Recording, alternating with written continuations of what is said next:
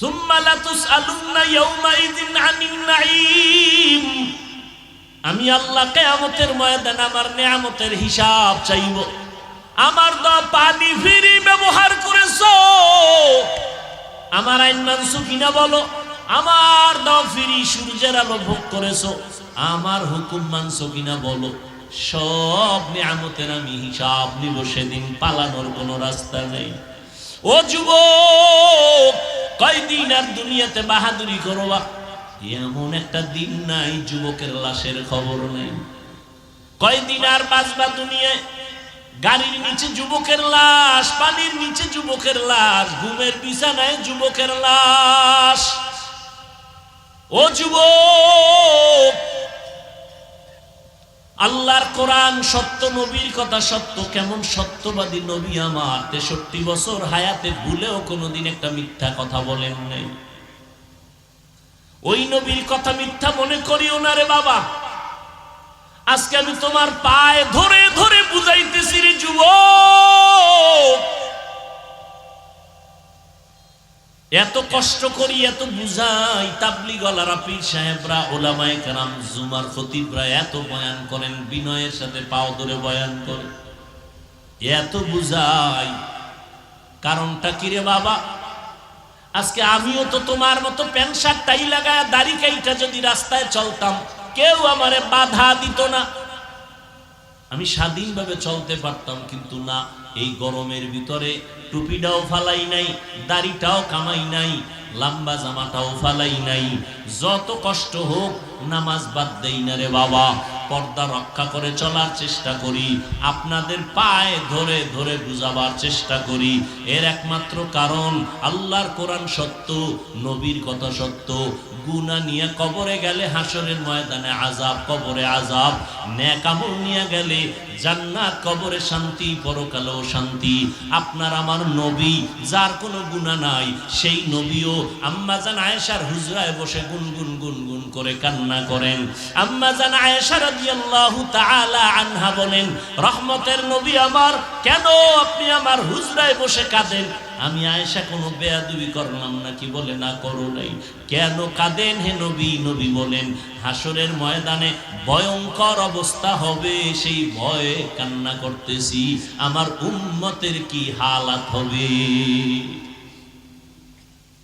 আম্মা জান আয়েশা রাদিয়াল্লাহু তাআলা আনহা বলেন, হাসরের ময়দানের হালাত কেমন হবে ইয়া রাসূলুল্লাহ? রহমতের নবী বলেন, ও আয়েশা, নবীদের কোনো গুনাহ নাই, হাসরের ময়দানে এতটা ভয়ঙ্কর হবে, এই জমিনটা হবে হাসরের মাঠ। সূর্যের গরমে জমিনটা তামা হয়ে যাবে। অপরদিকে জাহান্নামের আগুনের গরম। আল্লাহ নিজের রাগান্বিত আওয়াজ দিবেন, লিমানিল মুলকুল ইয়াউম লিল্লাহিল ওয়াহিদিল কাহ্হার। নবী বলেন, ও আয়েশা, আল্লাহ পাকের কুদরতি রাগান্বিত আওয়াজে হাসরের ময়দানটা থরথর করে কেঁপে উঠবে। জমিনটা সূর্যের গরমে এত তাপ, মানুষগুলো দাঁড়াবে, নারী পুরুষ সব উলঙ্গ, কারো গায়ে কোনো পোশাক থাকবে না, নারীরাও উলঙ্গ, পুরুষেরাও উলঙ্গ দাঁড়াবে। সূর্যের গরমে জমিনে দাঁড়াতে পারবে না, এমন কঠিন হালাত। উম্মতেরা বেকারার হয়ে দৌড়াবে, আদম নবীর কাছে যাবে, নবী কাঁদবেন, বলবে, সরো, আমি আমার চিন্তা নিয়ে পাগল, আমার উপায় আজ হাসরের মাঠে আল্লাহর কাছে কি হবে। মুসা নবীর কাছে যাবে, তিনিও বলবেন, আমার উপায় কি হবে, আমি সুপারিশ করতে পারবো না। এইভাবে ইব্রাহিম নবী, ঈসা নবীর কাছে যাবে। আম্মা জান আয়েশা বলেন, নবী, তারপরে কি হবে? মায়ার নবী বলেন, এই উম্মতেরা সর্বশেষ। যখন কোন নবীর কাছে গিয়ে একটা ঠাই পাবে না, ঘুরতে ঘুরতে আমার কাছে হাজির, আমার দরবারে আসবে উম্মতেরা। ও নবী, আপনাকে কোথায় পাবে? রহমতের নবী বলেন, ও আয়েশা, আমি রব্বে কারীমের মাকামে মাহমুদে সিজদায় পড়ে কান্নায় বিভোর হয়ে যাব। এমন কান্নার আওয়াজ, আমি কান্নায় বিভোর, আমার কান্না দেখে আল্লাহ বলবেন নবী আপনি কাঁদবেন না, মাথা উঁচু করেন। আল্লাহ পাক আমাকে সুসংবাদ দিয়ে বলবেন নবী আপনি কাঁদেন আপনি উম্মতের জন্য। ও আয়েশা, সব নবীরা কান্না করবেন নিজেকে বাঁচাবার জন্য, আর আমি কান্না করে একবারও বলবো না আল্লাহ আমারে বাঁচায় দেও। আমি কান্না করে বারবার বলবো আল্লাহ আমার উম্মতের বাঁচাও, আমার উম্মতের বাঁচাও, উম্মতের বাঁচাও। আল্লাহ বলবেন নবী আপনি কাঁদবেন না, আপনি আপনার উম্মত গুলোকে বেছে বেছে জান্নাতের ময়দানের দিকে নিয়ে যান। আম্মা জান আয়েশা বলেন নবী কি করবেন? বলে আমি মনের খুশিতে আমার উম্মত গুলো বাছাই করে করে আমার কাতারে নিয়ে যাব।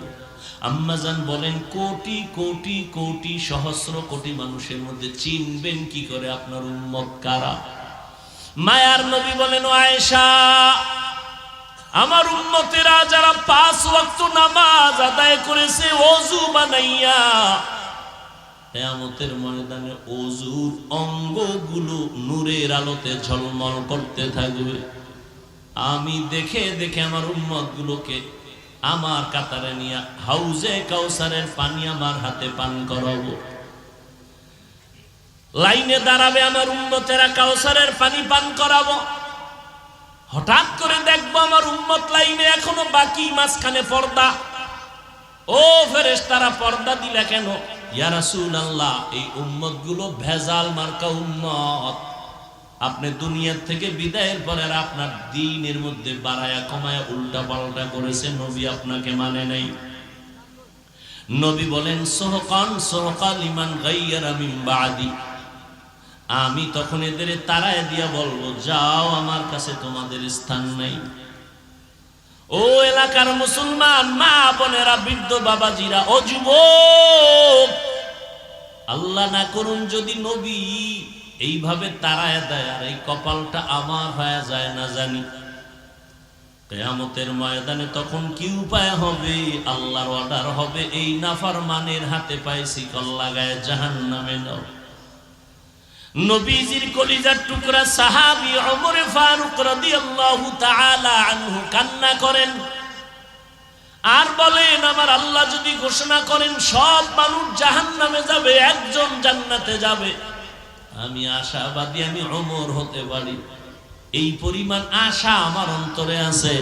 পক্ষান্তরে যদি আল্লাহ ওয়াদা করেন, ঘোষণা করেন সব মানুষ জান্নাতে যাবে, একজন জাহান্নামে যাবে, আমি আল্লাহর আযাবের এতটাই ভয় করি যে ওই জাহান্নামী আমি হয়ে যাই নাকি। সাহাবায়ে কেরাম জান্নাতি হইয়াও জীবন ভর কান্নার আওয়াজ। ও যুবক, আজকে তাকায় দেখো, আমি এই কথা একবারও কিন্তু তোমাকে বলি নাই। আমগো মতো হুজুর হও, পাগড়ি লাগাও, একবারও কিন্তু বলি নাই। তুমি স্কুলে পড়ো, আল্লাহর শুকর পড়া বন্ধ করবা না। তুমি কলেজে পড়ো, পড়ো, চাকরি করো, ব্যবসা করো, বাধা নাই। তুমি ডাক্তার হও, ইঞ্জিনিয়ার হও, প্রফেসর হও, বাধা নাই। অনুরোধ, তবে মা বাবার সাথে বেয়াদবি করিয়া জীবন নষ্ট করবা না। তুমি আদর বলা ডাক্তার হইও, আদর্শমান একজন ইঞ্জিনিয়ার হও, কপাল খুলে যাবে। তোমার আচরণে যেন আলেম কষ্ট না পায়, মা বাপ কষ্ট না পায়, মুরব্বীরা কষ্ট না পায়। কারণ মা বাবা মুরব্বী ওলামায়ে কেরামের কলিজার বরদোয়া লাগলে তোমার জীবন মরার আগেই ধ্বংসের পথে চলে যাবে। অতএব তুমি আদো বলা ডাক্তার হইও, তোমার আচরণে যেন মায়ের কলিজা ঠান্ডা হয়। তোমার মতো যুবক এখনো তাকাইয়া দেখো ডানে বামে, স্কুলে পড়ে, কলেজে পড়ে, 5 বেলার নামাজ পড়ে, মিথ্যা বলবা না, সত্যটা স্বীকার করো, আছে না নাই? বালিশে মাথা লাগা একটু মনের প্রশ্ন করিও, তুমি কেন পারবা না? তোমার মতো যুবক রাস্তায় গাড়ি চালায়, ড্রাইভারি করে, নামাজ ছাড়ে না, তুমি কেন পারবা না রে বাবা? জীবনে চালাকি তো কম করলা না, জীবনে তো নামাজ কম ছাড়লা না, জীবনে তো আলেমদের বিরোধিতা কম করলা না, কিন্তু ফায়দা কি হইল তোমার? কি লাভ হইল তোমার? কই, তোমার তো কোনো লাভ হয় নাই, বরং তোমার মাও তোমার উপরে বেজার, তোমার বাবাও তোমার উপরে বেজার। কারণ ওই সন্তানটাই আলেমের বিরোধিতা করতে পারে যেই সন্তানটার উপরে মা বাবার বরদোয়া থাকে। মা বাবার বরদোয়া থাকলেই ওই সন্তান আলেমের বিরোধিতা করে, ইসলামের বিপক্ষে কথা বলে, মা বাবার বরদোয়া থাকার কারণে। আর মা বাবা যেই সন্তানটারে কলিজা দিয়া দোয়া করবে, ওই সন্তান ভিন্ন কারো সাথে চূড়ান্ত পর্যায়ের বেয়াদবি করতে পারবে না। আল্লাহ হেফাজতের ব্যবস্থা করবেন। কারণ হাদিসে স্পষ্ট নবী বলেন, যেই সন্তানের উপরে মা বাবা খুশি, আমি আল্লাহও খুশি। ও যুবক, তোমার মতো যুবক তাকায় দেখো, কৃষি কাজ করে, নামাজ ছাড়ে না। তোমার মতো যুবক র্যাব, আর্মি, পুলিশ, বিডিআরের চাকরি করে, নামাজ ছাড়ে না। বলো তুমি কেন পারবা না? আমরা যারা নামাজ পড়ি, রোজা রাখি, দাড়ি রাখলাম, কই? সমস্ত বিধর্মীরা আমাদের দুশ্মনী করে। এমনকি কিছু নামদারি মুসলমানেরাও আমাদের পিছনে লেগে আছে, বিরোধিতা করে। আলহামদুলিল্লাহ, এরপরেও তো আমগো সম্মান কমে নাই, কমছে। করোনার ভেতরে স্কুল বন্ধ, কলেজ বন্ধ, ট্রেন বন্ধ, ফ্যাক্টরি বন্ধ, দোকান বন্ধ, সব দুনিয়া স্তব্ধ হয়ে গেল। আল্লাহর কসম, ইতিহাস ভুলে যাইও না, কোরআনের একটা মাদ্রাসাও বন্ধ হয় নাই। একজন আলেম পাইবা না যে করোনায় অসহায় হইয়া কোথাও ভিক্ষা করেছে আর বলছে আমার মেয়ে ছেলে নিয়ে কি খাবো, টাকা দাও। একজন আলেমও পাইবা না কষ্ট করেছে কিন্তু কারো কাছে বলে নেই। রাতের গভীরে তাহাজ্জুদে কান্না করে বলছে, আল্লাহ রিজিকের ফয়সালা করো, অল্প যদি হয় বরকত তুমি বাড়ায়া দাও। বরকত বুঝুনি রে কপাল ভরা মুসলমান, তুমি 3 প্লেট খাইলেও তোমার পেটের ক্ষুধা নিবারণ হয় না, আর একজনে আধা প্লেট খাইলেও পেটের ক্ষুধা থাকে না, এর নাম বরকত। তোমার একা লাগে 3 প্লেট, আর বরকতি খানা 1 প্লেট দিয়া 5 জনের পেট ভরে যায়। এটা কেমনে সম্ভব? আমার মাওলার কুদরতে সম্ভব।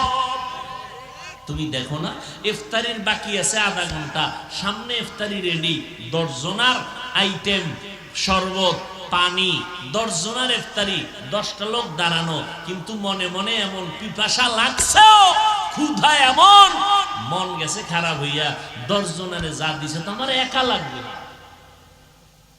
মনে মনে কয় 2-1টা এখান চলে যেত, তাহলে 2 প্লেট বেশি হইতাম।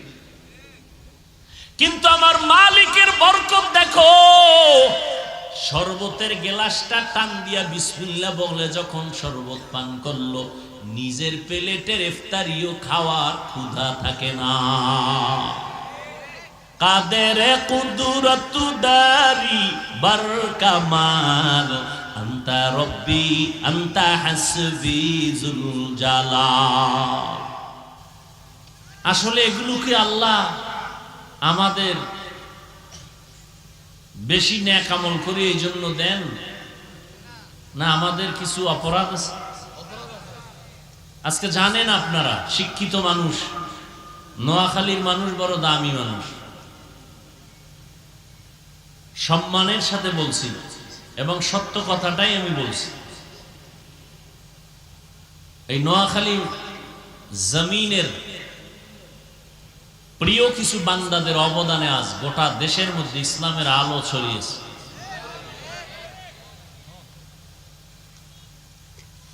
হাবিবুল্লাহ মেজবা রহমতুল্লাহ আলাইহি নাম শুনছেন? কোথায় বাড়ি? চাটখিল।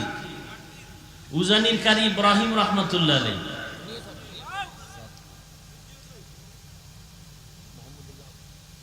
বড় কঠিন। এখানে বিদ্যুতের বাতি জ্বলে কেন? কয়টা পাওয়ার হাউসের সাথে সংযোগ লাগানো আছে, এমনি এমনি জ্বলে না। পাওয়ার হাউস থেকে যদি লাইন বন্ধ করে দেয়া হয়, কারো শক্তি নিয়ে এখানে নতুন করে আবার বাতি জ্বালাবে, বিদ্যুতের বাতি জ্বালাবে, ভিন্ন কোন উপায়ে জ্বালাতে পারে। চরমনাই এত আলোকিত কেন? বলে উজানির কারি ইব্রাহিম রহমতুল্লাহ আলাইহির রুহানি তাওয়াজ্জু লেগেছে।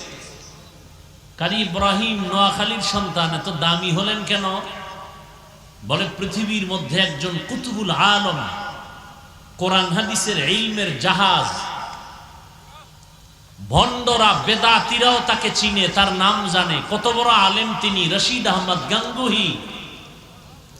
তার তাওয়াজ্জু লেগেছে কারি ইব্রাহিমের উপর। অন্ধকার জায়গা ছিল এই মাঠ, আলো কেন? বলে আলোকিত বাতির ফোকাস লেগেছে। মানুষ, আমি ছিলাম অন্ধকারে। আজকে প্রচন্ড গরমে এই মাঠে এত মানুষ কেন? না থাকারই কথা। একমাত্র কোরআনের আলো তাদের অন্তরে আছে। নোয়াখালীর জমিন যে দামি, এর আজকের এটাও একটা নমুনা। আমি একটু আগেই কিন্তু বলেছি, মানেন আর না মানেন, সত্য কথা স্বীকার করবেন। আর স্বীকার করতে গিয়া বিড়ালের মতো নয়, বাঘের মতো স্বীকার করবেন।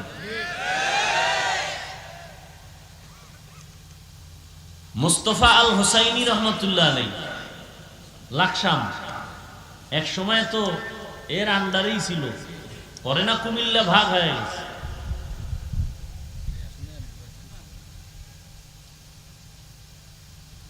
হাবিবুল্লাহ মিসবাকে রহমতুল্লাহ আলাইহি মুস্তফা আল হুসাইনিকে, যাদের তাফসীর বুঝতে হলে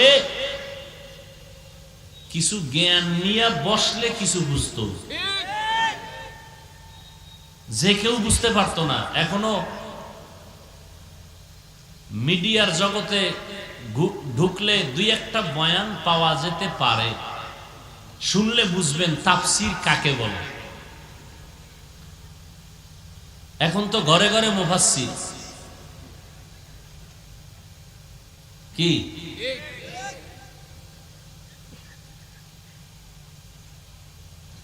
কিয়ামতের আগে মসজিদ হবে বেশি, মসজিদ সুন্দর হবে বেশি, অন্তর সুন্দর হবে না।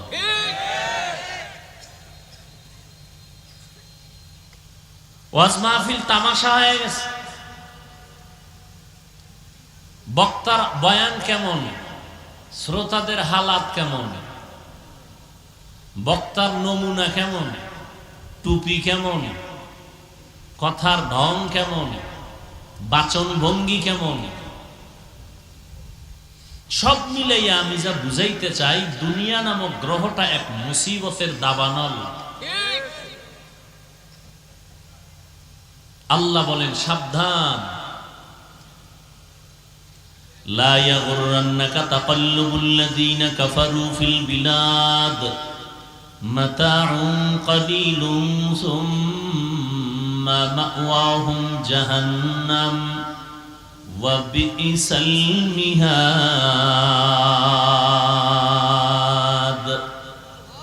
কাফের বেঈমানদের অট্টালিকা গুলশান দেখে পাগল হইও না। তুমি মুমিনের জন্য যেই বাড়িধারা গুলশান আল্লাহ বানায় রাখছেন, এমন সুন্দর যার কল্পনাও কোনোদিন অন্তর করে নাই, চোখ দেখে নাই, কান শুনে নাই, এমন জান্নাত আল্লাহ বানায় রাখছেন। জান্নাতি হইয়া যারা মরবে, ইন্তেকালের আগ মুহূর্তে জান্নাতের ছবিটা তাকে আল্লাহ দেখায় দিলেন। জান্নাতীরা তখন দেখে হাসতে হাসতে মৃত্যুর বিছানায় পড়ে যাবে। আর গুনাহগারেরা, জাহান্নামী যারা মৃত্যুর কালে কোন জাহান্নাম তার জন্য অবধারিত, ছবিটা দেখবে, দেখে ভয়ে আতঙ্কিত অবস্থায় চোখ উল্টায় যাবে, হাত পা বাঁকা হয়ে যাবে, এমত অবস্থায় মৃত্যুর কোলে ঢলে পড়বে। এমনই তো হয়।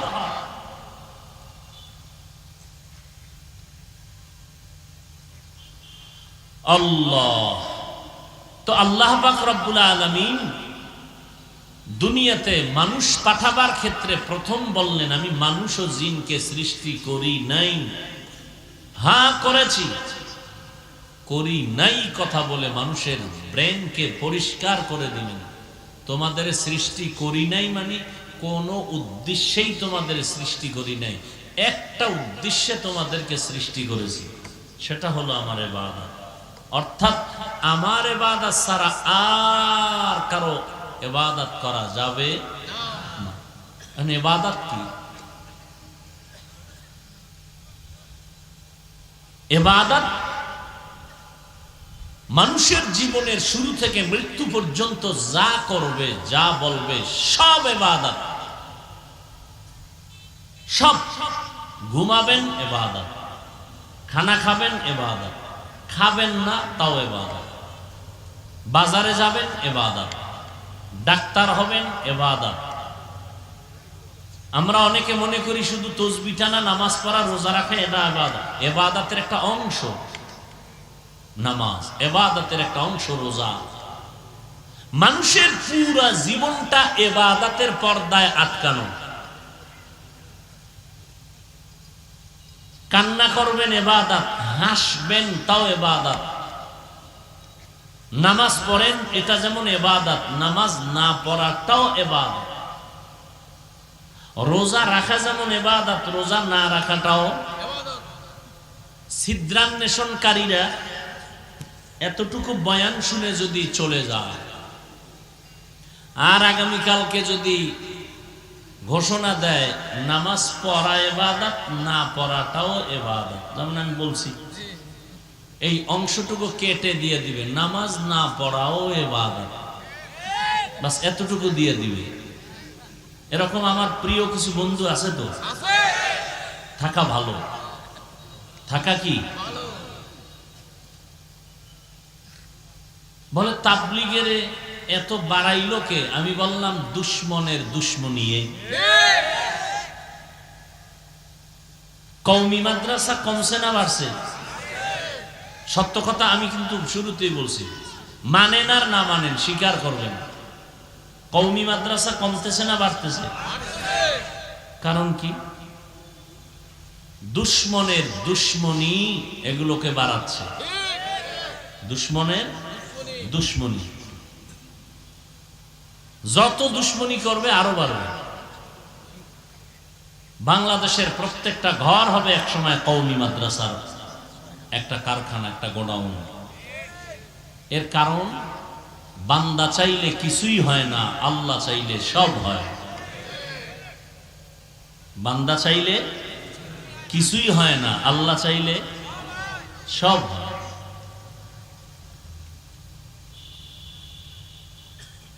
নমরুদ নামের বান্দা চাইল ইব্রাহিম নবীকে আসতে দিবে না, আল্লাহ চাইলেন ইব্রাহিমকে তো পাঠাবই তোর নাকের ডগায়। নমরুদেরটা টিকলো না, কারটা টিকলো? আল্লাহ। ফেরাউন চাইল মুসা নামের বান্দা জমিনে আসবে না, শত শত শত বাচ্চাকে হত্যা করেছে। আল্লাহ চাইলেন মুসাকে আমি পাঠাবই, তোর ঘরে পাঠাইয়া তোর টাকায় খাওয়াইয়া বড় বানায়, তোর গালে চর লাগায় তোকে সাইজ করবে। কারটা টিকলো? ভারতের ব্রিটিশ বেঈমান ওরা চাইলো ভারতের জমিনে কোরআনের আলো থাকবে না, শত হাজারো মাদ্রাসা সরকারের টাকায় চলতো, তা তালা লাগায় দিল, টাকা বন্ধ করে দিল, হাজার হাজার হাজার আলেমকে জিন্দা জবাই করে ফাঁসি দিয়া গাছের সাথে লাশটা ঝুলাই দিল। ভারতের জমিনে কোরআনের আলো রাখবেন না। আল্লাহ চাইলেন পৃথিবীতে যত কোরআনের আলো জ্বলবে তার পাওয়ার হাউস হবে ভারতে। হয়েছে না হয় নাই? কি কি দেওবন্দ। আপনারা জানেন মিশরে একটি আরবি বিশ্ববিদ্যালয় আছে, জানেন? নাম বলেন, জামিয়া আল আজহার।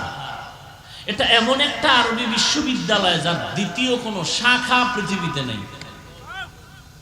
কোন শাখা?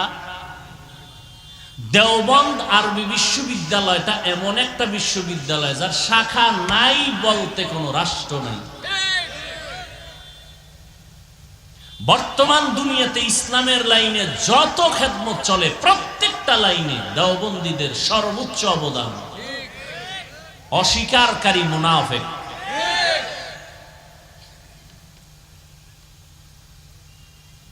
তো বান্দা চাইলে কিছুই হয় না, আল্লাহ চাইলে সব হয়। তো আল্লাহ পাক রব্বুল আলামিন মানুষের জেহেনকে সাফ করে বললেন, আমি মানুষ আর জিন বানাই নাই, হ্যাঁ বানিয়েছি একটা কাজের জন্য, কাজের নাম মা খালাকাতুল জিন্না ওয়াল ইনসি বাখা জুজ ইবাদত নিস্তে মাকসুদ আজ্জাহা। আল্লাহ তাআলা মানুষ বানাইলেন ইবাদতের জন্য। নামাজ পড়া যেমন ইবাদত, নামাজ না পড়াটাও ইবাদত। রোজা রাখা যেমন ইবাদত, না রাখাটাও ইবাদত। খানা খাওয়া ইবাদত, খানা না খাওয়াটাও ইবাদত। তবে এগুলো বিনা শর্তে না, দুইটা শর্তের বিনিময়। কয়টা শর্ত? এক নাম্বার শর্ত রেজা বিল কাজা, দ্বিতীয় শর্ত হলো তরিকায়ে রাসূল। যা করবা মুমিন, যা বলবা সব হবে আল্লাহর সন্তুষ্টির জন্য। যা করব যা বলবো সব হবে মদিনাওয়ালা নবীর তরিকা। নবীজির তরিকায় নামাজ পড়বেন ইবাদত, নবীর তরিকা বাদ দিয়া নামাজ পড়বেন ইবাদত হবে না। মাগরিবের 3 রাকাত ফরজ। কয় রাকাত? 3 রাকাত ফরজ। একজন আল্লাহর বান্দা চিন্তা করলো 3 রাকাত ফরজ না পড়ে আরো 2টা সিজদা আল্লাহকে বাড়ায় দেই, দিয়া বেজোর রেখে লাভ কি? জোর বানায় নামাজটা পড়ি। তাহলে 4 রাকাত হলে একটা জোর হবে, 2টা সিজদা আল্লাহ বেশি পাবে। নিছক আল্লাহর মোহাব্বতেই আর 1 রাকাত বাড়ায় বলল, দুনিয়ার জন্য না। বলুন তো সওয়াব হবে? কি হবে? নামাজ হবে। ওই 1 রাকাত হবে না, বাকি 3 রাকাত হবে না। আল্লাহ কয় চালাকি করলি কেন? দাঁড়াইয়া আবার কানে ধর, কানে ধরে আবার নতুন করে নামাজ পড়ো। কারণ সে তো 2টা সেজদা আল্লাহকে বেশি দিয়েছে, এরপর হয় না কেন? রসুলের তরিকায় নেই, রসুলের তরিকায় নেই। এজন্য যা করব যা বলবো সব রসুলের তরিকায়। রসুলের তরিকায় আপনি হাসি দিবেন সওয়াব, ইবাদত। রসুলের তরিকায় কান্না করবেন, ইবাদত। রসুলের তরিকায় খানা খাবেন, ইবাদত। রসুলের তরিকায় রোজা রাইখা খানা না খাওয়া ইবাদত। রোজা রাখছি যেমন ইবাদত। একজনে 30টা রোজা রাইখা আবেগ বেড়ে গেছে, চিন্তা করে ঈদের দিনও রোজা রাখি, হবে? কেন? নবীজির তরিকায় নাই। হামসুরাতো হামসিরাতে মুস্তফা দর তামামি হালে উকুন ইত্তেবা ইত্তেবায়ে সুন্নতে খায়রুল বাশার গিরে লাজিম তাবয়াবি আই পেশা। এরে নবীর আশিক, ভালো করে শুনো। আল্লাহ মানুষ ইবাদতের জন্য দুনিয়ায় পাঠাইছেন, আর কোন কাজের জন্য আল্লাহ পাঠান নাই। জমিনে মানুষ তুমি যা করবা সব ইবাদত। বিবাহ করা ইবাদত, সন্তানাদি নেয়া ইবাদত। বলেন তুমি নিজের হালাল কামাই রুজির একটা অংশ তোমার স্ত্রীর পেছনে যদি ব্যয় করো, কিয়ামতের ময়দানে এই অংশটার সওয়াব নেকের পাল্লায় উঠানো হবে। স্ত্রীকে যদি একটা লোকমা দাও, একটা কাপড় দাও, সাদকা হিসাবে সওয়াব। সন্তানের পেছনে যা ব্যয় করবা সব সাদকার সমান সওয়াব। আল্লাহ রাব্বুল আলামিন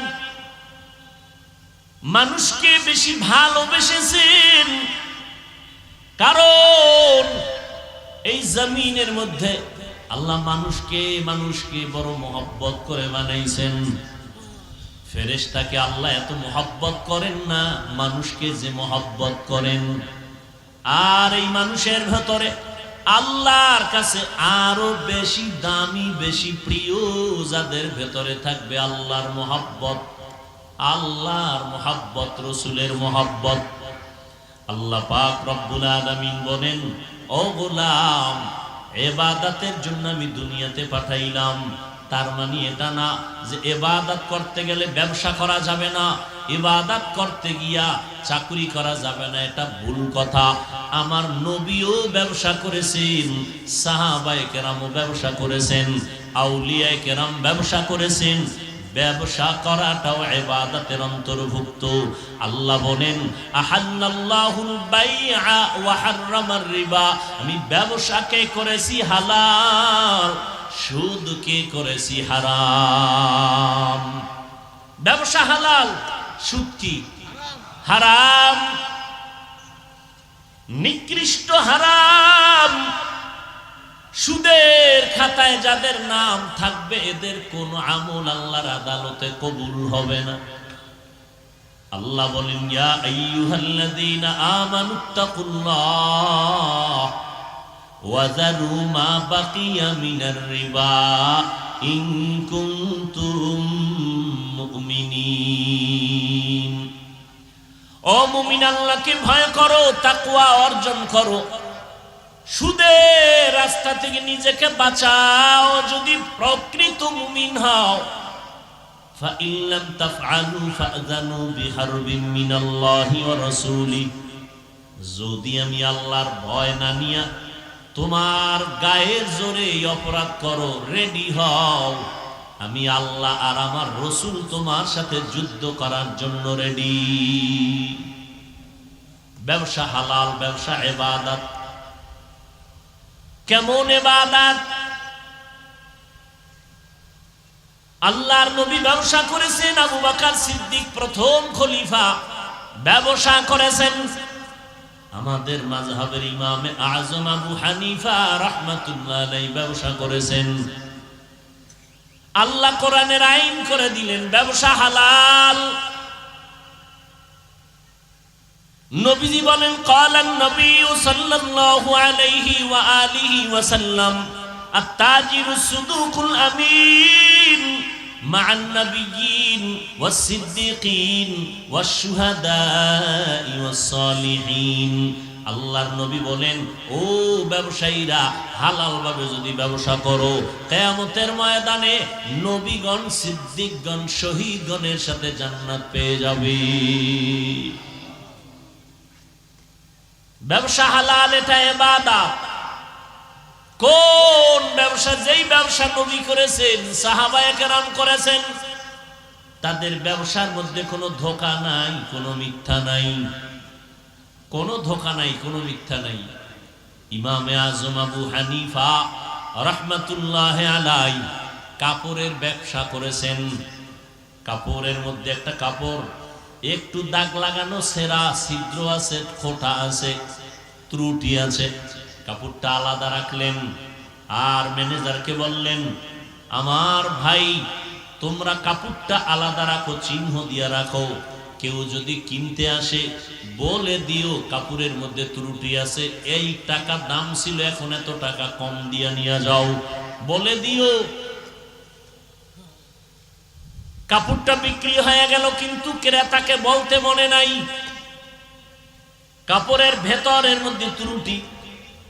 ইমামে আযম আবু হানিফা রাহমাতুল্লাহ আলাইহি আসলেন, আবার খবর নিলেন ওই ত্রুটিযুক্ত কাপড়টা কি আছে না বিক্রি হয়েছে? বলে হ্যাঁ, বিক্রি হয়ে গেছে। বলা হয়েছিল নি কাপড়ের মধ্যে ত্রুটি আছে? বলে বলতে মনে ছিল না। ইমামে আযম আবু হানিফা লোক রেডি করে এলানের জন্য বের করে দিলেন, যাও এলান করো, আবু হানিফার দোকান থেকে কাপড় কে নিছু, অমুক তারিখের কাপড়টা ফিরায় দাও, না হয় টাকা ফিরায় নাও, কাপড়ের মধ্যে ত্রুটি আছে। এর নাম হালাল ব্যবসা। লাকাদ জানাল বিলাদা ওয়া মান আলাইহা ইমামুল মুসলিমিনা আবু হানিফা। আবু হানিফা বুদ ইমামে বাসফা আসরাজে উম্মতনে মুস্তাফা। রহমতের নবী ব্যবসা শিখিয়ে গেলেন। সাহাবায়ে কেরাম ব্যবসা শিখায় গেলেন, আমরাও যদি ওই লাইনে ব্যবসা করি আমাদের ব্যবসাটা জান্নাতের পাল্লায় চলে যাবে। সাহাবায়ে কেরাম এই কাগজ লেখেন নাই, এই এলান করেন নাই বিক্রি করা মাল ফেরত নেওয়া হয় না, বরং সাহাবায়ে কেরাম তথা নবীর আদর্শ তুমি লিখে দাও বিক্রি করা মাল ফেরত নেওয়া হয়। এখন তুমি মনে করবা একটু লস হয়ে যাবে, একটা কাপড় বিক্রি করলাম রমজানে ঈদের বাজার, সে আইসা ফেরত দিল, আমার লস হয়ে গেল। নবী বলেন তুমি তো মুমিন, তুমি তো বেঈমান না, তুমি তো আল্লাহ চিনো, রসুল চিনো, কোরআন জানো, হাদিস জানো, পরকাল বিশ্বাস করো, তোমার তো দুনিয়াটাই যথেষ্ট না, তোমার অনন্ত কাল শান্তির ঠিকানা জান্নাত পরকাল, অতএব তুমি এত পেরেশান কেন? তুমি যদি কাপড়টা ফিরাইয়া টাকা ফেরত দাও, নবী বলেন ওই টাকা দান করার সওয়াব পেয়ে যাবে। ওয়ামা খালাকুতুল জিন্না ওয়াল ইনসা ইল্লা লিয়াবুদুন।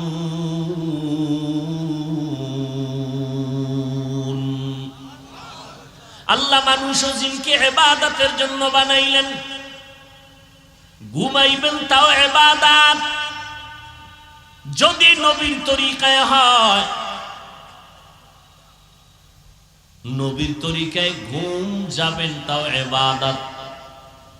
নবী বলেন কোন মুমিন যদি এশার নামাজ পড়ে ঘুমিয়ে যায়, আবার ঘুম থেকে উঠে যদি আবার ফজরের নামাজ আদায় করে, নবী বলেন তুমি ঘুমাইয়া যেই সময়টা বিছানায় কাটাইছো ওই সময়টাও নেকের পাল্লায় ওজন দেওয়া হবে। আতিনা ফি দারে দুনিয়া না হাসান, আতিনা ফি দারে উকবা না হাসান, ইয়া গিয়াসাল মুস্তাগীসিন ইহদিনা লফতিখারা বিল উলুমে ওয়াল গিনা। হর গোরি দেনে কো তু তৈয়ার হ্যায়, जो न मांगे उससे तू बेजार है। ঘুমটাও ইবাদত, বাথরুমে যাবেন তাও ইবাদত, সওয়াব হবে, গুনাহ হবে না। নবীর তরিকায় যাবেন, বাম পা দিয়া বাথরুমে ঢুকবেন, দোয়া পড়ে, দোয়া পারেন না শুধু বিসমিল্লাহ বলে ঢুকবেন। বাথরুম ভেতরের অংশটা একটা ফিতনার জায়গা, একটা মুসিবতের জায়গা, অদৃশ্য দুশমন ওই বাথরুমে বসে আছে। এজন্য নবী বলেন খালি মাথায় বাথরুমে যেও না, খালি পায়ে যেও না, খালি মাথায় বাথরুমে যাইও না, খালি পায়ে বাথরুমে যাও না, বাম পা দিয়া ঢুকো। দোয়া পড়িয়া ঢুকবার, দোয়া যদি না পারো অন্তত বিসমিল্লাহ বলে ঢুকো। বাথরুমে গিয়া যখন বসবা হাঁটুর উপরে কাপড় উঠাবা না। কাফের মুশরিকরা কয় তুমগো নবী শ্রেষ্ঠ নবী না? কাহা কয় তুমগো নবী শ্রেষ্ঠ কেমনে? বাথরুম কেমনে করবে তাও হাতে নাতে শিখায়। এটা একটা কথা হইল? আমার নবী কেমনে বাথরুমে যাবে, পানিটা ব্যবহার কোন সিস্টেমে করবে, বসবে কেমনে, তাও আমার শ্রেষ্ঠ নবী শিখায় গেছে। বাথরুমে গিয়া বসবে, হাঁটুর উপরে কাপড় উঠবে না। নাম্বার 2, বাম পায়ের উপরে ভর করে বসবে, এটা সুন্নাত।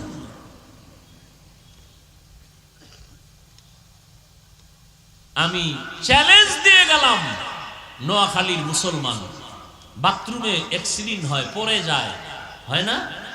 আল্লাহর কসম করে বলে গেলাম, রাসূলের সুন্নাত অনুযায়ী যদি বাথরুম ব্যবহার করো, ইনশাআল্লাহ ফেরেশতা এসে তোমার সাহায্য করবে। কয়জনে বাথরুমে গিয়ে আমরা টিস্যু ব্যবহার করি, খালি মাথায় যাই না, খালি পায়ে যাই না? কয়জন? বাথরুমের চাপ আসলে হুঁশ থাকে না, দৌড়, দরজা খোল তাড়াতাড়ি, আর ধাম করে গিয়া পড়ে যায়। সুন্নতের চিন্তা নেই, কোন পা দিয়া ঢুকছি কোন পা দিয়া বের হয়েছি খবরই নেই। নবীর তরিকায় দুনিয়ার কাজ করবেন সওয়াব, আর নবীর তরিকা বাদ দিয়া নেকের কাজ করবেন, কাজটা নেক কাজ, কিন্তু নবীর তরিকায় করেন নাই গুনাহ হবে, সওয়াব হবে না। দোকানদারি দুনিয়ার কাজ, নবীর তরিকায় করেন আখিরাতের কাজ হয়ে যাবে। নামাজ পড়া আখিরাতের কাজ, নবীর তরিকা বাদ দিয়ে করবেন কোনো কাজ হবে না, সওয়াব নাই, বাতিল। একটু আগে মাগরিবের নামাজের উদাহরণ দিলাম, রোজার উদাহরণ দিলাম। সিজদা করা একটা বড় ইবাদতের অংশ। মানুষের জীবনের সব থেকে আল্লাহর কাছে বিনয়ী হওয়ার একমাত্র নমুনা সিজদা। আল্লাহ এত খুশি হন, আস-সাজিদু ইয়াসজুদু আলা কাদামির রহমান। বান্দা যখন সিজদা দেয় কপাল ঠেকায়া মাটিতে, রাসূল বলেন রহমানের কদম মোবারকে সিজদা দেয়। কিন্তু সেই দামি সিজদা যদি কেউ গাছে দেয়, বট গাছে, কবরওয়ালারে, কি সওয়াব হবে? কেন? নবীর তরিকায়। আরে আল্লাহ ছাড়া আর কেউ যদি সিজদা পায় সম্মানের কারণে, আমার রাসূলকে আগে দাও। পৃথিবীর ইতিহাসে আমার রাসূলকে কেউ মোহাব্বত করে, রাসূলের মোহাব্বত তো সীমাহীন। কেমন মোহাব্বত? কারণ রাসূলকে আমার আল্লাহ মোহাব্বত করে। সব নবী রাসূল আল্লাহর আশিক, আর আমার আল্লাহ নিজে মুহাম্মদের আশিক। নবীর জন্য আসমান আশিক, জমিন আশিক, নদীর মাছ, গাছ, সমস্ত প্রাণীরা নবীর আশিক। সেই নবীকে কোনদিন কোন আশিক প্রাণী একটা সিজদা দেয়নি। নবীর ইন্তেকালের পরে পৃথিবীতে যত মাজার শরীফ আছে, আমার রাসূলের মাজার থেকে দামি মাজার আছে? আর বলেন তো, রাসূলের ইন্তেকালের পরে ১৫০০ বছর পর্যন্ত একটা সিজদা রাসূলের রওজায় গিয়ে কেউ দিছে প্রমাণ? তাহলে আমার রাসূল দামি, শ্রেষ্ঠ, যার কোনো তুলনা নাই। সিজদা দিলে যদি আল্লাহ খুশি হয় আল্লাহ ছাড়া আরেকজনকে, তো রাসূলকে আগে দাও। আর যদি মনে করো রাসূলকে দেওয়া যাবে না, তো পৃথিবীর ভিন্ন কাউকেও দেওয়া যাবে না।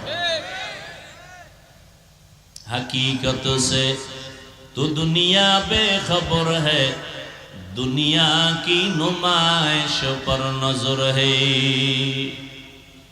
এরে আল্লাহর বান্দারা, ভালো করে বুঝো, ইবাদতের জন্য আল্লাহ আমাকে পাঠাইছেন। আমার কাজ হলো আল্লাহর আনুগত্য করা, গোলামি করা। এখন আমার ঘুমের দরকার, খানার দরকার, পানির দরকার। আল্লাহ বলেন তোর কোনো পেরেশানি নাই, আমি সব কুদরতি ভাবে আয়োজন করে দিলাম। তোর পানি লাগবে দিলাম ফ্রি, বাতাস লাগবে দিলাম ফ্রি, তোর যেটা বেশি প্রয়োজন সেটা আমি ফ্রি করে দিলাম। লবণ আমাকে বেশি প্রয়োজন না স্বর্ণ? কথা কেন? এই জন্য লবণের দাম কম না স্বর্ণের থেকে বেশি? কম না? যেই জিনিস বেশি প্রয়োজন এটার দাম কম। আল্লাহ কুদরতি ভাবে আমাকে বাতাসের বেশি প্রয়োজন, ফ্রি। পানির প্রয়োজন, ফ্রি। সূর্যের আলো না থাকলে অন্ধকার, ফ্রি। আল্লাহ পাক সবকিছু জিনকে দেয় নাই, মানুষের জন্য দিয়েছেন। জমিন বিচরণ করো, ফ্রি। গাছের ফল খাও, ফ্রি। নদীর মাছ খাও, ফ্রি। আল্লাহ সব আমাদেরকে দিয়ে দিলেন, সব হালাল করে দিলেন। আল্লাহ বিনিময় কিছু চান না। দুনিয়ার মেধাওয়ালারা, ইঞ্জিনিয়ার সাহেবরা মেধা খাটাইয়া আল্লাহর দেওয়া সূর্যের আলোটারে মেশিন দিয়া কন্ট্রোলিং পাওয়ারে নিয়া নতুন করে এটাকে আবার বিদ্যুৎ উৎপাদন করেছে, সৌর বিদ্যুৎ ঘরে ঘরে দিয়া মাসে মাসে টাকা নেয়। আল্লাহ কয় তুমি আমার সূর্যের আলো নিয়ে যে টাকা খাও, আমার সূর্য যে ফ্রি দিলাম, বছরে ৫ টাকাও যদি চাইতাম তাহলে দুনিয়াতে কোনো ধনীও বেঁচে থাকার উপায় ছিল না।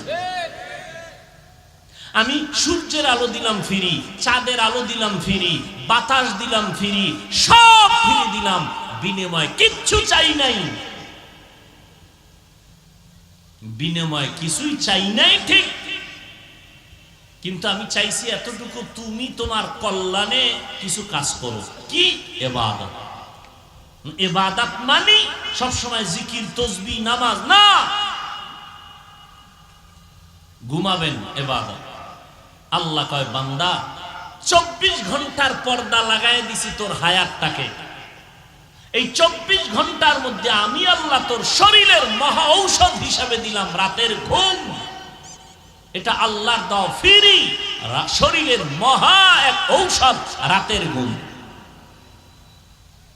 আমরা এটাকে ধ্বংস করেছি গজবের মোবাইল দিয়ে। সারা রাত মোবাইলে কবিরা গুনাহ, কবিরা গুনাহ, কবিরা গুনাহ, কবিরা গুনাহ। চেহারা শেষ, জীবন যৌবন শেষ, চরিত্র শেষ, লেখাপড়া শেষ। আল্লাহর দেওয়া রাতের ঘুম ফিরি। আল্লাহ বলেন বান্দা 24 ঘন্টার 22 ঘন্টা তোমাকে দিলাম, তুমি তোমার ব্যক্তি কাজে লাগাও, দোকানদারি, ব্যবসা, চাকরি, লেখাপড়া। 22 ঘন্টা তুমি এটা তোমার ব্যক্তি কাজে লাগাও। 24 ঘন্টার 22 ঘন্টা তোমার ব্যক্তি পরিবারে দাও। থাকে কয় ঘন্টা বলেন? মাত্র 2টা ঘন্টা তুমি তোমার কল্যাণে আমার জন্য ব্যয় করো। 24টা ঘন্টার ভেতরে 22 ঘন্টা তোমার ব্যক্তি পরিবারে ব্যবহার করো, ব্যবসা, দোকানদারি, চাকুরি, লেখাপড়া। বাকি থাকলো 2টা ঘন্টা, এটা তোমার কল্যাণে আমি আল্লাহর জন্য ব্যয় করো। তাও একত্রে পারবা না, তোমার সময় হাতে নাই, একত্রে 2 ঘন্টা দিতে পারবা না। আমি আল্লাহ কত দয়া তোমারে করেছি। আমি আল্লাহ পাক এই 2 ঘন্টা সময় আলাদা ভাগ ভাগ করে দিলাম যাতে তোমার কাজের ক্ষতি না হয়। বলে কেমনে? ফজরের 4 রাকাত নামাজে 20টা মিনিট সময় ব্যয় করো।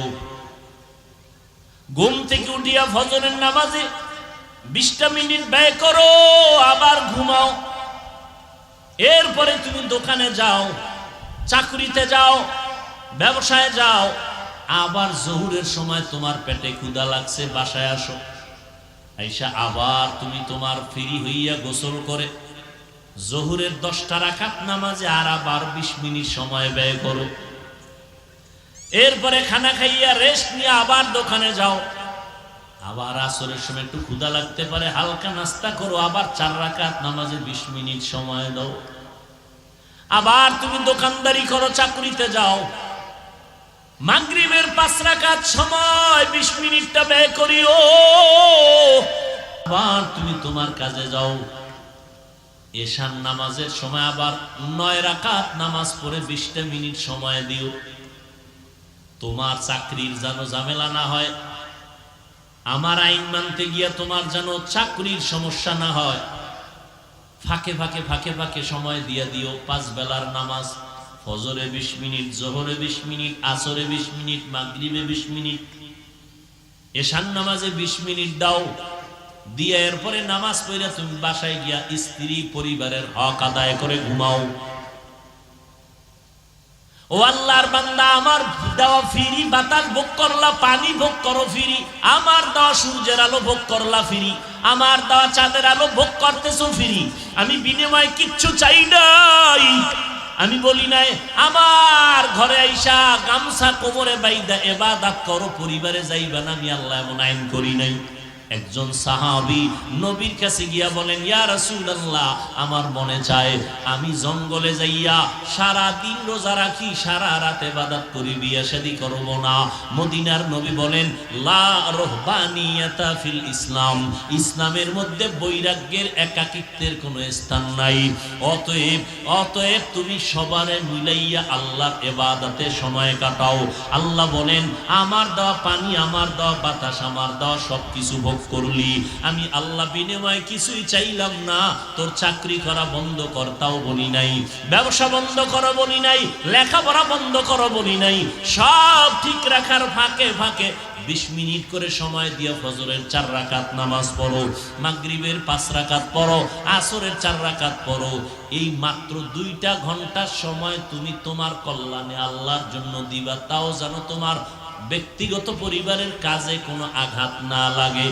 এত সুন্দর সুযোগ দেওয়ার পরেও যারা এই সময়টা দিয়া নামাজ পড়বা না, আমি আল্লাহ তোমাকে সোজা ছেড়ে দিব না।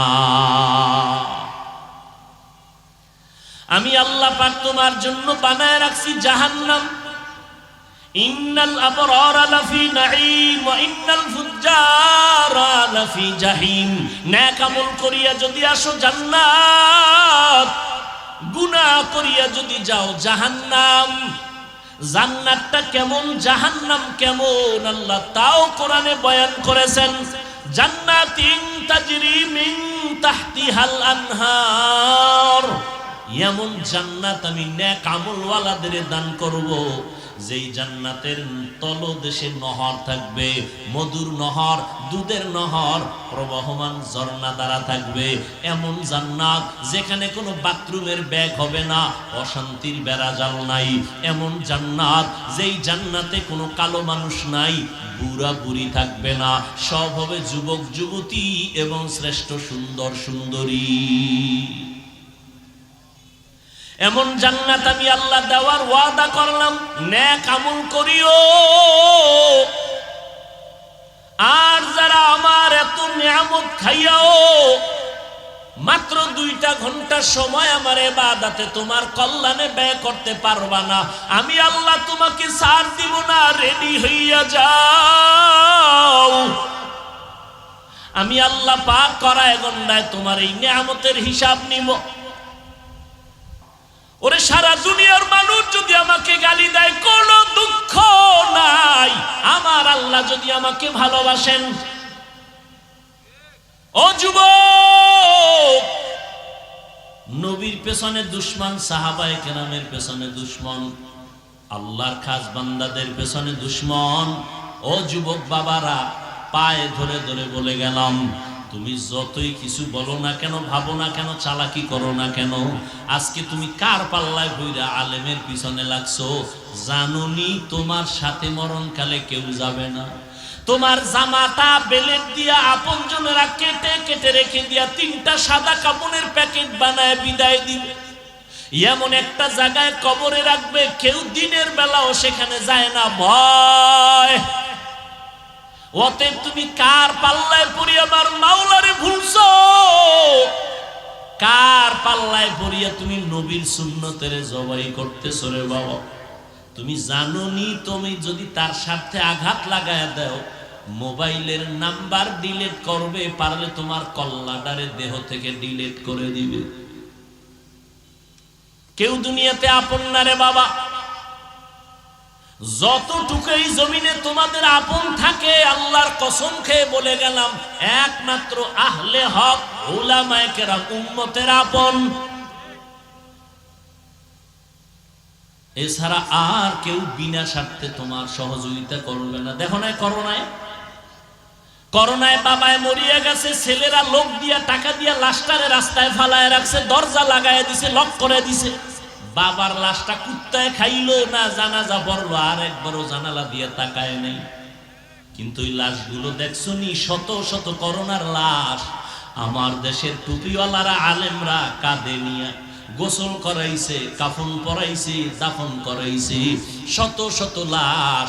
একজন আলেমও করোনায় মরে নাই। এতক্ষণ যে বয়ান করলাম, একবারও কিন্তু বলি না আমার মতো 5 কল্লি লাগাও, না হয় জাহান্নামে যাইবা। তাবলীগ না করলে জাহান্নামে যাইবা, কওমি মাদ্রাসায় না পড়লে জাহান্নামে যাইবা, একবারও বলি না রে বাবা। বরং আমি তোমাকে আশ্বাস দিয়ে গেলাম, কলিজা দিয়ে দোয়া করে গেলাম, স্কুলে পড়ো, কলেজে আসো থাকো, ভার্সিটিতে আসো থাকো, ডাক্তার হও, দোয়া করে গেলাম আল্লাহ তোমাকে ডাক্তার বানাক, ইঞ্জিনিয়ার হইও। তুমি একজন প্রফেসর হও, তবে আমার দাবি একটা, বেয়াদব হইবা না। তোমার ব্যবহারে যেন কোনোদিন মা বাপ কষ্ট না পায়, আলেম কষ্ট না পায়। ও যুবক, তুমি মনে করো আমি তোমার দুশ্মন, আসো কাছে আসো, 2 দিন ঘুরো, দেখবা তুমি আমার মতো বন্ধু আর কাউকে পাবা না। ও আল্লাহর বান্দারা, তোমার সাথে আমার তো কোনো দুশ্মনী নাই, তুমি আমারটা খাও না, আমি তোমারটাও খাইয়া ভরা চলি না। আল্লাহর মোহাব্বত নিয়ে ভালোবাসি, মোহাব্বত করি। ও আল্লাহর বান্দার পরেও যদি তোমার অন্তরে কিছু থাকে, আমার সামনে আইসা বলো। পেছনে পেছনে কেন চিৎকার দাও, পেছনে পেছনে কেন লেখালেখি করো? এই লেখার দ্বারা তোমার গুনার পাল্লা ভারী হয়, কিন্তু তাবলীগের ক্ষতি হয় না, কওমিওয়ালাদের ক্ষতি হয় না, আলেমদের ক্ষতি হয় না। আল্লাহ হেফাজতের মালিক। ইখলাস নিয়ে যারা চলবে, আল্লাহ তাদের জীবনটাকে ধন্য করে দিবেন। ও আল্লাহর বান্দারা, অতএব আল্লাহর জন্য 2টা ঘন্টা সময় আজকে বের করবা। আল্লাহ ব্যবসা নিষেধ করে নাই, চাকরি নিষেধ করে নাই, 2 ঘন্টা সময় আল্লাহর জন্য নিজের কল্যাণে দাও। তাও একসাথে দেওয়া লাগবে না। ফজরে 4 রাকাত 20 মিনিট, জোহরে 10 রাকাতে 20 মিনিট, মাগরিবের 5 রাকাতে 20 মিনিট, আসরের 4 রাকাতে 20 মিনিট, এশার 9 রাকাতে 20 মিনিট দাও আল্লাহর কাছে। আল্লাহ কয়, বান্দা আমি তওবার দরজা খুলে রাখলাম। জীবন ভর যদি গুনাহ করো আর একবার বলো আল্লাহ বুঝতে পারি না, মাফ করে দাও, আল্লাহ বলেন তোর জীবনের সব গুনাহ 1 সেকেন্ডে মাফ করে দিব। তবে এটাও সত্য কথা, হেদায়েতের মালিক আল্লাহ। নবীর বয়ানে আবু জাহাল কালেমা পড়ে না, কত বড় বেঈমান। আবার নবীকে জবাই করতে আসিয়া কালেমা পড়ে নিল হযরত ওমর। এর নাম কপাল। সবার কপালে হেদায়েত হবে না।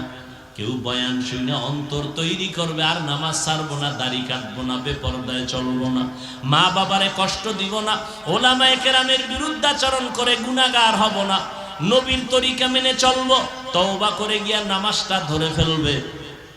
আবার একদল বয়ানের পরে বাইরে গিয়া সমালোচনা করবে, এই ভুল সেই ভুল, এটা হয় নাই।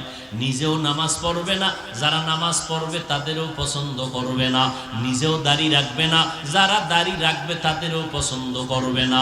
এই রকম কপাল পরাও এই জমিনের মধ্যে অভাব নাই। অতএব আমি বলবো রে ভাইজানেরা, ও বাবাজিরা, ও পর্দার আড়ালের আম্মা জানেরা, আপনাদের জীবনটা বড় ধন্য। আপনারা নবীদের মায়ের মতো মা, সাহাবায়ে কেরামদের মায়ের মতো মা, আলেমদের মায়ের মতো মা। আজকে স্টেজে প্রায় 25টা সন্তান কোরআনের হাফেজ, এদের মাথায় পাগড়ি দেওয়া হলো। এদের মা বাবার কলিজা কত ধন্য, এদের মা বাবা জীবনটা কত ধন্য হয়ে গেল। এই সন্তানগুলো হাফেজে কোরআন হয়ে গেল, মা বাবাও ধন্য হয়ে গেল। এরে আম্মা জান, আপনার কি মনে চায় না সন্তানকে কোরআন পড়নেওয়ালা ডাক্তার বানাবেন, কোরআন পড়াইয়া ইঞ্জিনিয়ার বানাবেন, কোরআন পড়াইয়া প্রফেসর বানাবেন? আপনার সন্তান আপনার আদর্শ নিয়া ডাক্তারি করবে, মা বাবার জন্য কলিজা ভরে দোয়া করবে, কোরআন পড়বে। এমন একটা সন্তান যদি বানাইতে পারেন, জীবন ধন্য, দুনিয়াও ধন্য, আখিরাতও ধন্য। ও মা, এখন থেকে তওবা করে নেন, নিজেও নামাজ পড়বেন, সন্তানকেও নামাজি বানাবেন, নিজেও কোরআন পড়বেন, সন্তানকেও কোরআন পড়নেওয়ালা বানাবেন। ওলামায়ে কেরামের দোয়া নেওয়াইতে থাকবেন, কপাল খুলে যাবে রে মা। স্বামীর মাল হেফাজত করবেন, সন্তানগুলোকে আমানতের সাথে আদর্শওয়ালা বানাবেন। এখন থেকে তওবা করেন বৃদ্ধ বাবাজিরা, আপনারাও তওবা করেন, যুবক বাবারাও তওবা করে নাও। জীবনে নামাজ ছাড়বা না, বেপরদায় চলবা না, মা বাবারে কষ্ট দিবা না। ওলামায়ে কেরামের পরামর্শ নিয়ে নবীর তরিকা মানিয়া জীবন চালাইবা। জীবনে আল্লাহকে বেজার করবা না। তওবা করার মতো যদি নিয়ত হয়, মুনাফিকি দুর্বলতা যদি অন্তরে না থাকে, 2টো হাত আমার আল্লাহকে দেখায় দাও। আয় আল্লাহ, হাতগুলো কবুল করে নেন, তওবা কবুল করে নেন। তওবার উপরে মজবুত হইয়া চলার মতো তৌফিক আমাদের দান করে দেন, আমিন। আলহামদুলিল্লাহি রাব্বিল আলামিন, والصلاة والسلام على سيد الأنبياء والمرسلين وعلى آله وأصحابه أجمعين يا أرحم الراحمين يا أرحم الراحمين ইয়া আরহামার রাহিমিন রব্বিরহামহুমা কামা রব্বায়ানি সাগীরা আল্লাহুম্মা ইন্নাকা আফুউন কারীম তুহিব্বুল আফওয়া ফা'ফু আন্না আল্লাহুম্মা ইন্না নাসআলুকা রিযাকা ওয়াল জান্নাহ ওয়া নাউযু বিকা মিন সাখাতিকা ওয়ান নার اللهم إنا نعوذ بك من البرص والجنون والجذام وسيء الأسقام ربنا ظلمنا أنفسنا وإن لم تغفر لنا وترحمنا لنكونن من الخاسرين النار